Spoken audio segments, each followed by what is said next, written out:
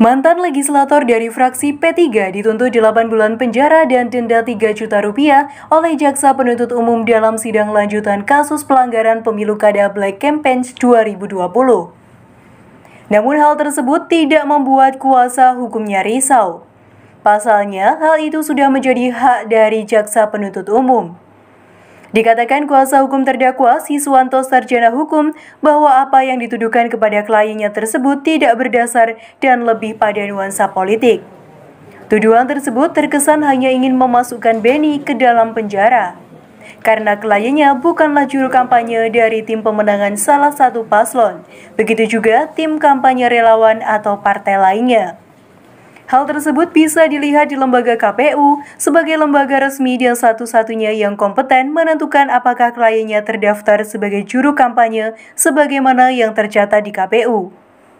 Masih menurut kuasa hukum terdakwa, dirinya melihat kasus yang ditangani tersebut sudah kadaluarsa karena telah melebihi batas waktu 7 hari persidangan sebagaimana amanah undang-undang. Itu nantinya yang akan beliau sampaikan dalam pledoi atau pembelaan. Bisa dijelaskan dengan tuntutan jaksa tadi kan menuntut terdakwa 8 bulan penjara dan denda 3 juta. Seperti apa nanti rencana pembelaan? Itu haknya jaksa. Jadi nanti akan kami ungkapkan dalam pledoi nanti malam. Sidang nanti malam. Kira-kira nanti seperti apa pembelaannya? Yang jelas perlu dipahami bahwa terdakwa itu bukan juru kampanye. Mengingat apa? Sebagaimana keterangan KPU kemarin bahwa terdakwa tidak terdaftar sebagai jurkam, baik dalam kapasitas sebagai jurkam tim pemenangan atau jurkam tim relawan atau jurkam dari pihak lain. Itu semuanya tidak terdaftar dalam KPU. Jadi nanti akan disampaikan semua dalam pembelaan. Ya, karena di sini jelas ada nuansa politis, sehingga ada upaya untuk memaksakan asal Beni masuk. Karena apa? Bawaslu sendiri yang menyatakan itu adalah jurkam, padahal KPU bukan. Dan yang berwenang menentukan itu jurkam atau bukan KPU, tidak ada lembaga lain selain KPU. Itu harapannya dari persidangan ini nanti apa pada terdakwa? Ya, yang jelas kembali ke Perma nomor 1 tahun 2018 bahwa persidangan ini sudah lampau 7 hari. Ya, Perma nomor 1 tahun 2018 pasal 3 itu. Terima kasih. Ya.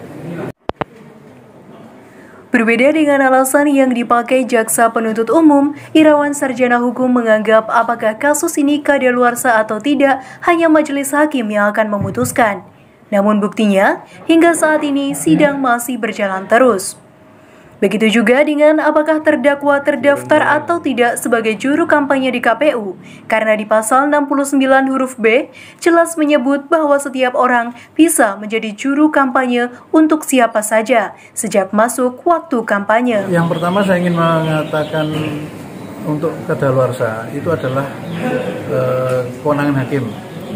Tapi sebagaimana kita lihat kan sidang masih berjalan sampai sekarang dan hakim juga tidak mengatakan bahwa ini kadaluarsa. Kalaupun kadaluarsa tentunya hakim juga akan menolak perkara ini. Itu yang pertama.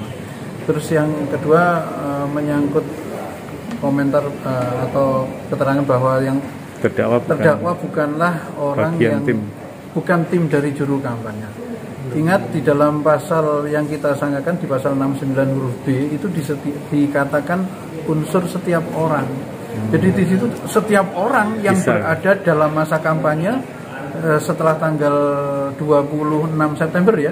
Masa kampanye kan setelah 26 September dan ada jadwal yang tercantum di STTPK yang merupakan izin dari kepolisian untuk menyelenggarakan kampanye secara resmi, maka itu adalah kegiatan kampanye. Itu yang pertama.